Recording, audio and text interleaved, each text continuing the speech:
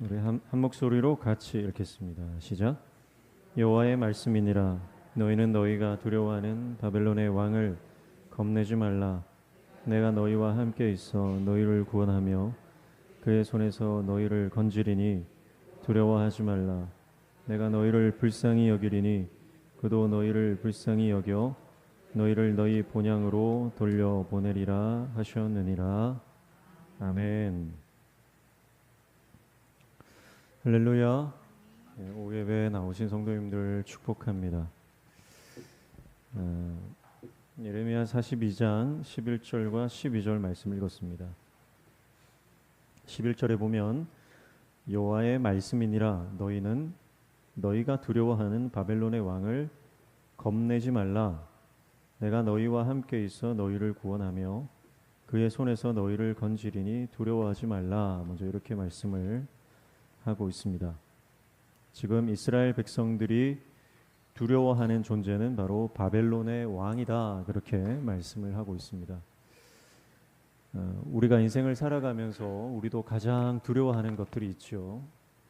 건강을 잃을까 두려워하고, 또 재정이 사라질까 두려워하고, 사람들에게 버림을 받을까 두려워하고, 인정받지 못할까 두려워하고. 그래서 우리 인생에 어떤 트리거가 있습니다. 방아쇠가 있습니다. 그래서 평소에는 괜찮아요. 평소에는 아무렇지도 않아요. 그런데 내 안에 가장 두려워하는 그 부분을 딱 건드리잖아요. 그러면 사람이 딱 바뀌어요. 평소에는 그런 사람이 아니에요. 그런데 어느 순간 갑자기 바뀌는 거예요. 스위치가 딱 켜지는 겁니다. 그러면 마치 다른 사람처럼, 마치 다른 인격이 그 안에 들어와 있는 것처럼 사람이 바뀌는 경우가 있습니다. 그게 바로 자기 안에 있는 가장 두려운 문제가 이게 발동이 됐기 때문에 그렇습니다.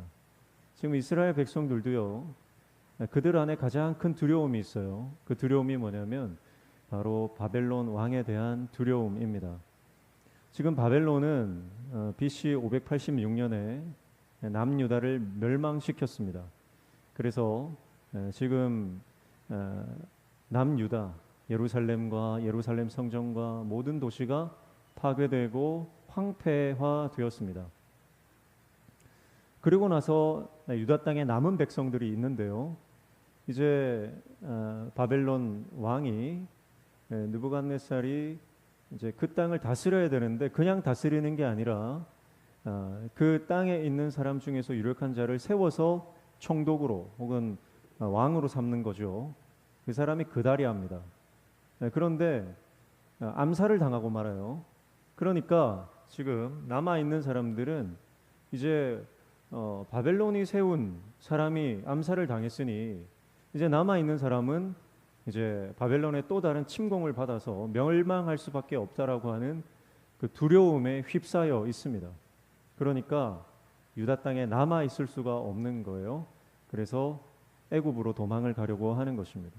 도망을 가려고 하는데 하나님께 묻습니다. 예레미야 선지자에게 우리가 하나님께서 하라고 하는 대로 하겠습니다. 하나님께서 말씀하시는 대로 순종하겠습니다. 그렇게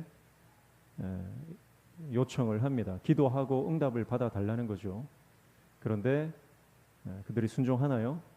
순종하지 않습니다. 그들 안에 있는 두려움의 문제가 해결되지 않았기 때문입니다. 그래서 하나님께서 선지자를 통해서 너무나 정확하게, 너무나 선명하게 그들 안에 있는 두려움의 문제, 해결받아야 하는 그 두려움의 문제를 지적하고 있는 거예요. 그래서 너희가 두려워하는 바벨론 왕을 뭐 하지 말라는 거예요? 겁내지 말라. 겁내지 말라. 그렇게 말씀을 하고 있습니다. 왜냐하면 내가 너희와 함께 있어 너희를 구원하며 그의 손에서 너희를 건지리니 두려워하지 말라. 그렇게 말씀하고 있는 거예요. 여러분, 하나님이 우리와 함께 하시면 우리가 해결할 수 없는 문제를 하나님께서 해결해 주시는 줄로 믿습니다. 우리가 처리할 수 없는 삶의 여러 가지 문제를 우리 힘으로 할 수 없어도 하나님은 그 문제를 처리해 주시고 막힌 문들을 열어 주시는 줄로 믿습니다. 그래서 우리가 붙들어야 할 분은 하나님 한 분이시고, 우리가 의지해야 할 분도 하나님 한 분이시고, 우리가 우리의 인생의 운명을 걸어야 되는 분도 하나님 한 분이신 줄로 믿습니다. 근데 이스라엘 백성들이 하나님께 자신의 운명을 거는 게 아니라 애굽 왕에게 운명을 거는 겁니다. 더 엄밀히 말하면 여호와 하나님이 아니라 애굽의 바알 신에게 운명을 거는 거예요. 하나님은 더 이상 우리의 도움이 아니다. 그러니까 지금 마지막 남은 양심이죠. 그래도 이 땅을 떠나기 전에 선지자에게 마지막 기도 요청을 하는 것은 어떤 마지막 남은 양심일 수 있지만, 그러나 그것이 그들의 태도를 변화시킬 수는 없었어요. 그래서 그 증거가 뭐냐면 42장 3절에 보시면 이렇게 말하죠. 지금 이스라엘 백성들, 남유다 사람들이 예레미야에게 뭐라고 말하냐면 이렇게 말해요. 당신의 하나님 여호와께서 우리가 마땅히 갈 길과 할 일을 보이시기를 원하나이다 그랬어요. 하나님께서 우리가 어디로 가야 할지, 우리가 뭘 해야 될지 가르쳐 주시면, 마땅히 그 일을 우리에게 가르쳐 주시면 우리가 순종하겠습니다, 그런 말이에요. 그런데요, 그 앞에 하나의 단서가 달려 있어요. 그게 뭡니까? 바로 당신의 하나님이라고 하는 말입니다. 아니, 하나님을 말하면서 우리의 하나님이 아니에요. 하나님을 말하면서 당신의 하나님, 예레미야 당신의 하나님이 우리에게 응답해 주시기를 원합니다, 그렇게 말하고 있는 겁니다. 여러분, 신앙은요, 절대 다른 사람의 신앙 따라 내가 천국 가는 게 아닙니다. 내가 믿음의 가정에 태어났다고 자동으로 천국 가는 게 아니고, 부모님이 목사고 장로고 권사라서 그 자식이 천국 당연히 가는 게 아니고, 여러분, 신앙은 1대1의 관계, 하나님과의 나의 관계고 문제인 줄로 믿습니다. 그래서 내가 하나님 앞에 올바른 신앙을 회복해야 됩니다. 하나님 앞에 내가 어떤 신앙이냐, 그게 중요한 거예요. 유명한 목사님이 있는 교회에 다닌다고 내가 믿음 좋은 게 아니고, 믿음이 대단한 사람들이 많이 모인 교회에 있다고 해서 내가 믿음 좋은 사람이 아니라는 거예요. 내가 하나님 앞에서 1대1의 관계에서 내가 하나님 앞에 단독자로 섰을 때 내 신앙이 진짜냐 가짜냐, 그것이 우리의 운명을 결정한다라고 하는 거예요. 그래서 그 시험이라고 하는 것은요, 결국은 그 시험을 통해서 사람이나 어떤 사건의 본질을 드러내기 위함이다라고 하는 뜻이 있습니다. 그러니까 그 사람이 진짜 어떤 사람인지를 보려면 반드시 시련을 통과해야 그 사람의 본질적인 모습이 드러난다고 하는 거죠. 그러니까 우리가 평안할 때 잘 모르지만 문제를 당할 때, 우리가 위급한 일을 만났을 때, 정말 다급한 일을 만났을 때 그 사람 속에 있는 신앙이 진짜인지 가짜인지가 드러나는 겁니다. 오늘 남유다 사람들은 지금 바벨론의 침공, 바벨론에 의해서 완전히 유다가 멸망을 했는데 다시 조금씩 회복이 되고 있었거든요. 그다랴를 통해서 조금씩 회복이 되고 예레미야를 통해서 조금씩 그 땅이 회복되고 있는 상황에서 지도자가 다시, 바벨론이 세운 지도자가 암살을 당하면서 완전히 그 회복되는 과정이 중단이 되어버린 겁니다. 소망이 사라진 거예요. 희망이 사라진 거예요. 이제 보복만이 남아있는 상태입니다. 너무 다급한 상황이죠. 너무 긴급한 상황이죠. 위급한 상황입니다. 그런데 여러분, 진짜 신앙은 그 위급할 때 드러나는 거예요. 그래서 어쩌면 우리 인생 가운데 우리 가정에 정말 위급한 일이 생겼을 때, 정말 그 위급한 일을 당했을 때 내가 하나님을 찾는지 사람을 찾는지, 내가 정말 말씀을 붙드는지 아니면 여기저기 쫓아다니면서 하나님 아닌 다른 것을 내가 구하는지 드러나게 되는 것입니다. 지금 이스라엘 사람들은, 유다 백성들은 하나님과의 관계가 깨어져 있는 겁니다. 하나님은 하나님께 기도는 하는데, 기도 요청은 하는데 그건 너희 하나님이다 이 말이죠. 하나님과의 관계가 깨어져 있다. 이것은요, 결국은 이들 안에 간절함, 하나님 말씀에 대한 간절함이 없다라고 하는 겁니다. 사랑하는 성도 여러분, 오늘 저와 여러분의 하나님과의 관계가 회복되어지시기를 축복합니다. 하나님의 그 깊은 임재, 그 임재 안으로 들어가서 하나님께서 만져주시는 그 하나님의 터치를 경험하시기를 축복합니다. 그래서 그 관계가 회복될 때 우리 안에 여러분 하나님과의 그 관계를 회복하려고 하는 그 간절함, 그 갈급함, 그 타는 목마름, 이게 회복되어야만 하나님과의 관계가 회복됩니다. 여러분 절대 물리적 공간에 내가 있다고 해서 하나님과의 관계가 회복되는 게 아닙니다. 간절함이에요. 오늘 저와 여러분 안에 간절함이 회복되기를 축복합니다. 우리 안에 영적인 이 목마름이 회복되시기를 축복합니다. 그래야 하나님과의 관계가 회복되고, 하나님과의 관계가 회복될 때 지금까지 우리 부모님의 하나님, 우리 장로님의 하나님, 우리 믿음의 선배들의 하나님이었다면 그 관계가 회복될 때 이제 하나님은 나의 하나님, 내 아버지가 되는 역사가 일어나게 되는 줄로 믿습니다.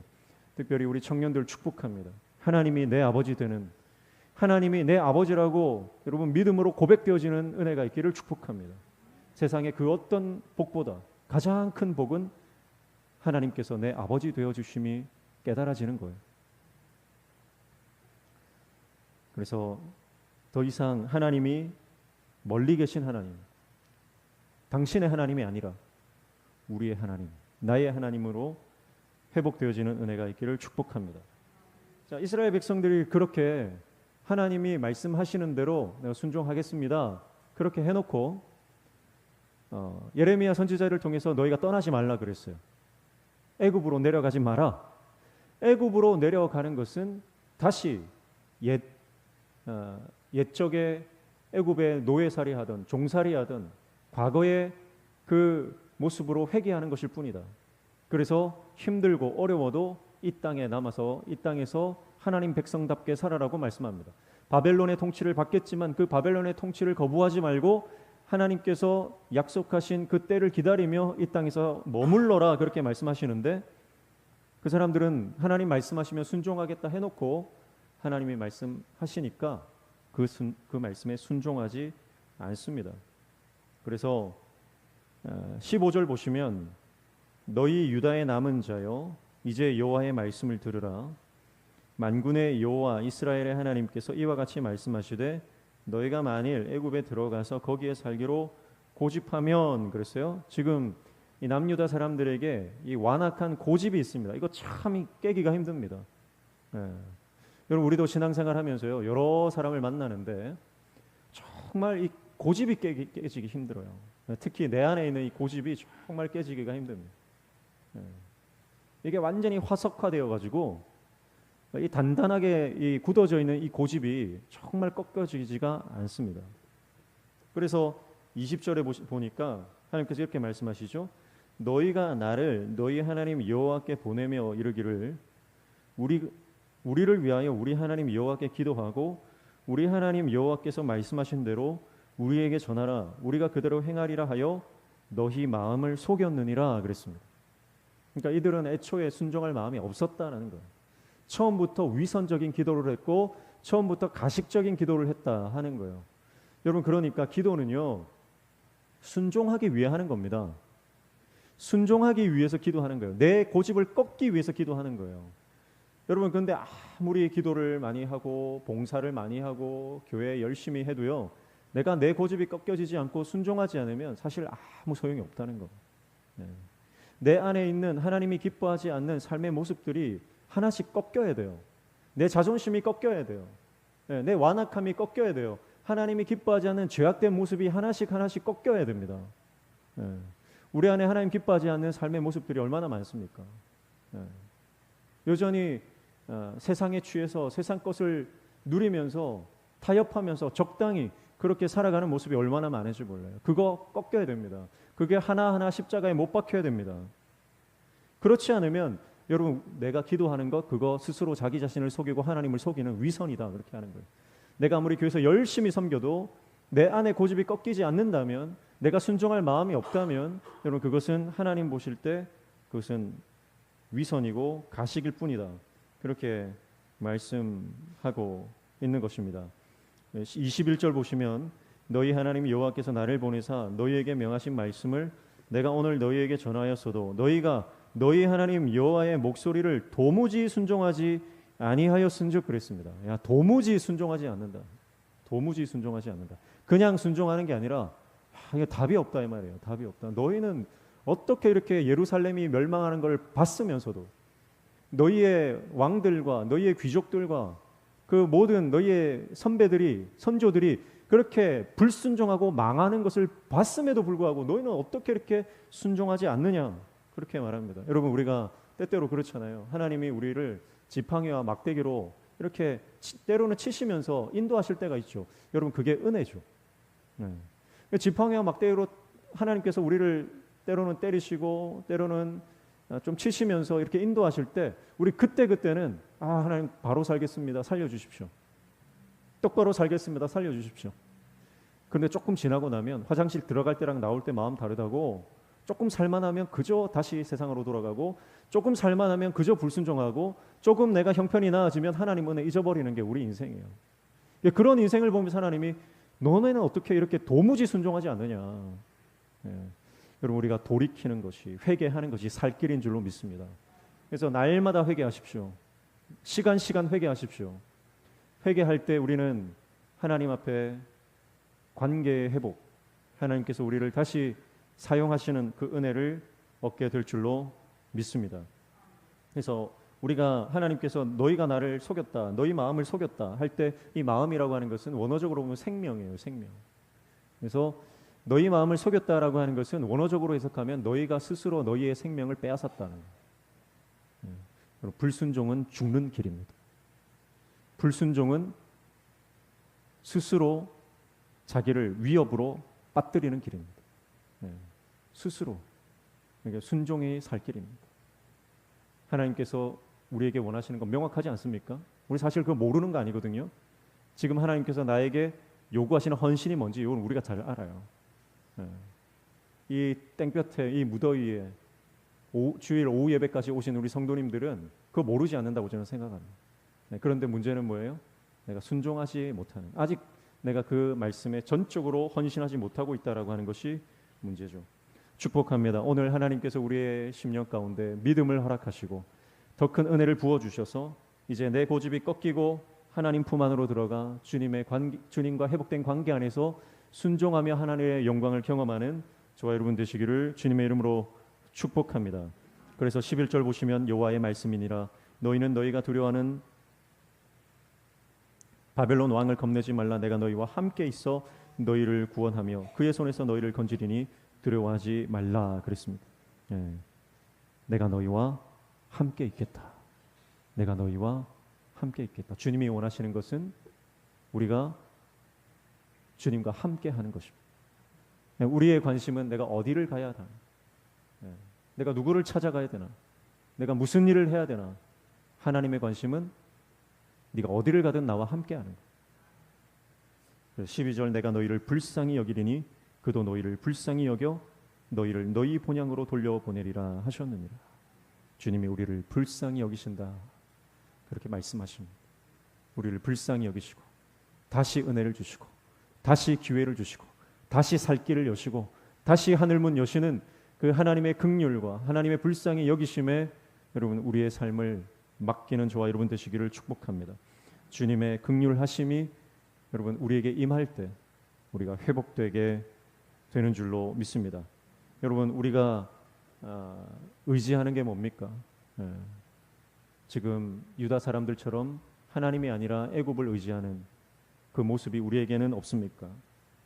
눈에 보이는 안전한 땅, 여러 가지 계산해보고 정치적으로 따져보고 경제적으로 계산해보고 여러 가지 종합적으로 논리적으로 과학적으로 결론을 내려보니까 애굽이 가장 안전하다는 거예요. 그래도 애굽이 힘이 있고 그래도 우리를 보호해줄 만한 어떤 군사력이 있고 거기 가면 굶어 죽지는 않을 것 같고 그러니까 애굽으로 가는 것이 가장 최선의 방법이다. 그래서 애굽으로 내려가는 눈에 보이는 안전한 땅을 고르는 남유다 사람들의 모습처럼 우리가 우리의 지혜로 우리의 능력으로 우리의 경험으로 살 것인가 아니면 보이지 않지만 우리를 붙들어 주시는 하나님의 팔을 의지하고 그 팔에 안길 것인가. 여러분 그것이 믿음의 선택입니다. 사랑하는 성도 여러분 생존하기 위해 인간적인 결정을 할 것인가? 아니면 죽더라도 말씀 붙들고 죽을 것인가? 그 문제에 우리는 놓여져 있는 것입니다. 사랑하는 성도 여러분, 오늘 하루를 살다 죽더라도 주님 말씀 때문에 살다 죽으시기를 축복합니다. 오늘 하루를 내가 마지막으로 살다 죽더라도 주님 영광 위에 살다가 하나님 나라에 장렬하게 전사하는 하나님의 믿음의 종 되시기를 축복합니다. 저는 목회자로서 저는 믿음의 영적 전쟁의 최전선에 서 있다고 생각합니다. 저는 끊임없이 그 영적 최전선에 나아가서 복음의 깃발을 흔들 것입니다. 어떤 상황이 오든 어떤 환경이 닥치든 저는 이 복음의 깃발을 흔들고 영적 전쟁의 최전선에 나가서 복음의 깃발을 흔들겠습니다. 우리 성도님들은 그 복음의 깃발이 보인다면, 눈을 들어 그 깃발을 보았다면 함께 이 영적 전쟁에 참여하시기를 축복합니다. 더 이상 회피하거나 도망치거나 숨지 말고 여러분, 하나님께서 우리를 부르시는 그 부르심 앞에 우리가 순종하고 헌신하고 결단하여 내 시간과 내 재정과 내 생명까지도 주님 앞에 내어놓는, 어떻게 하루하루 연명할까, 어떻게 내가 생존할까에 우리의 삶의 목적을 두지 말고 내가 어떻게 주님을 위해 살다가 내가 어떻게 주님을 위해서 죽을 것인가에 대한 천국 소망을 가지고 이 땅을 살아가다가 승리하여 하나님의 영광을 경험하는 저와 여러분 되시기를 축복합니다. 하나님은 계속해서 말씀하십니다. 단 한 번도 말씀하지 않은 적이 없습니다. 선지서에 나오는 모든 선지자의 말씀을 보면 처음 시작은 여호와의 말씀이 임했다. 여호와의 말씀이 임했다. 여호와의 말씀이 임하니라, 그렇게 시작하죠. 단 한 번도 하나님께서 말씀하지 않은 적이 없어요. 계속해서 말씀하십니다. 하나님의 말씀이 임하는 것이 은혜고요. 하나님의 말씀이 임한다는 것은 아직 기회가 있다는 거예요.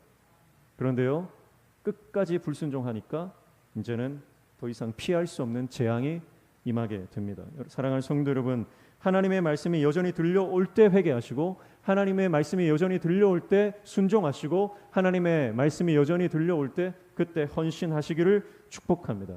믿음의 결단을 할 때가 제일 좋은 때가 언제입니까? 그때는 바로 지금이에요. 바로 지금이에요. 지금 이 순간이 믿음의 결단하기 가장 최적의 시간입니다. 내일이 아닙니다. 내년이 아닙니다. 다음 달이 아닙니다.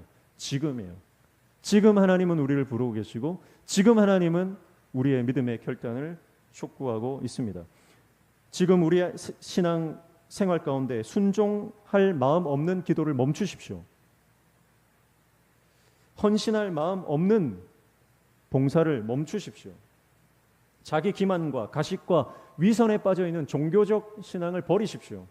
그리고 하나님 앞에 온전히 순종하여 하나님 아름답게 쓰시는 주의 종으로 그렇게 쓰임받는 저와 여러분 되시기를 축복합니다.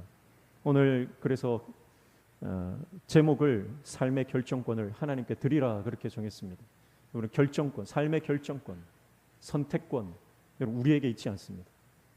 우리는 하나님 순종하겠습니다 해놓고 결국은 내가 정한 대로, 내 안에 있는 고집대로 그렇게 그냥 살아왔다면, 이제는 정말 내 인생의 결정권을 하나님께 드리고, 내가 계산하고 내가 따져서 선택하고 결정하는 인생이 아니라 하나님 말씀하실 때까지 움직이지 않고 기다리다가 하나님이 말씀하시면 그 말씀에 계산하지 않고 순종하여 내 인생의 그 운명을 하나님께 맡기고 하나님께서 우리 삶을 어떻게 인도해 가시는지, 그래서 여러분이 잡고 있는 인생의 배의 키를, 그 조종관을 떼어버리고 하나님의 말씀 붙잡으시기를 축복합니다. 그럴 때 모세가 담겨있던 그 갈대 상자를 하나님께서 바로의 왕궁의 그 공주에게 이르게 하신 것처럼 우리 인생을 그렇게 인도하실 것입니다. 노아의 방주에 키가 없지만 그러나 하나님을 바라보는 그 노아의 방주의 그 천정에는 조그만 구멍이 나 있잖아요. 그 구멍을 통해서 하늘을 보는 거예요. 하나님을 보는 거예요. 여러분, 우리 인생에 사방이 막혀 있다 할지라도, 여러분 노아의 방주 천장에 나 있는 그 작은 창을, 그 구멍을 보면서 하나님을 묵상하는 것처럼 우리 인생에 사방이 막혀 있다 할지라도 하늘을 바라보고 하나님께 내 시선을 두고 내 인생의 운명을 주님께 맡겨 주님께서 인도하시는 그 기적의 삶을 살아가는 저와 여러분 되시기를 주님의 이름으로 축복합니다. 하나님은 좋은 신앙인 원하지 않습니다. 좋은 인생 원하지 않습니다. 하나님은 거룩한 인생, 위대한 인생을 원하시는 거예요. 적당히 나이스한 인생, 그렇게 사는 것, 우리는 그렇게 살길 원할지 모르지만 하나님은 그런 인생 원하는 거 아니에요. 하나님은 우리 인생을 정말 위대한 인생으로 쓰시기를 원하신다. 그래서 거룩하고 깨끗하고 정결한 말씀의 사람, 기도의 사람, 순종의 사람으로 그렇게 하나님 앞에 위대하게 쓰임받는 저와 여러분, 또 우리 모든 가정, 또 교회 되시기를 주님의 이름으로 축복합니다.